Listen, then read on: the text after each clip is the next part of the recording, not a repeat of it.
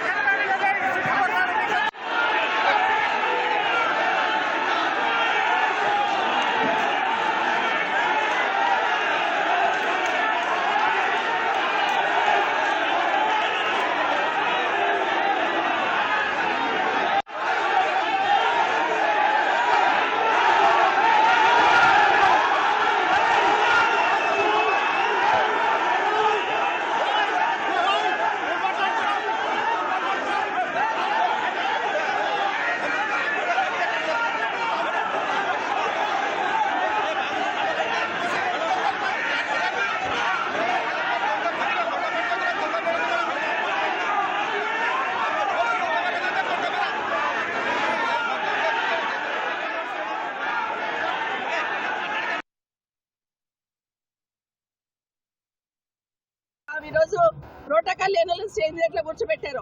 ఓడిపోయిన వాళ్ళనే మేము ముందు పెట్టి పనిచేస్తామని ఏదైతే అనుకుంటున్నారో రేపు అసెంబ్లీలో కూడా వాళ్ళని పిలుచుకోండి, ఎమ్మెల్యేలను పిలవకండి, ఇంకా ప్రోటోకాల్ ప్రకారం మమ్మల్ని పిలవకండి. మా మీద ఓడిపోయిన కాంగ్రెస్ వాళ్ళని తీసుకొచ్చి మీరు మీటింగ్లు పెట్టుకోండి, అసెంబ్లీ నడిపించుకోండి. ఇదంతా కూడా వ్యవస్థనంతా నాశనం పట్టిస్తున్నారు, భ్రష్టు పట్టిస్తున్నారు. ఖచ్చితంగా పోలీస్ శాఖకు సంబంధించిన సోదరులు కూడా విజ్ఞప్తి చేస్తున్నారు. మీరు కూడా పోలీస్ శాఖకు సంబంధించిన మా సోదరులందరూ కూడా ఎప్పుడు అధికారంలో ఒకరే ఉండరు, న్యాయబద్ధంగా పనిచేసే ప్రయత్నం చేయండి. మీరు ఈరోజు ఒక్కరొక్కరిని మా వాళ్ళని లాగేస్తుంటే నేను కూడా చూశాను. ఏం తప్పు చేశారు? ప్రభుత్వ కార్యక్రమానికి వచ్చారు నాయనక కార్యకర్తలు, ఎందుకు లాగేస్తారు? ఏం రైట్ ఉంది?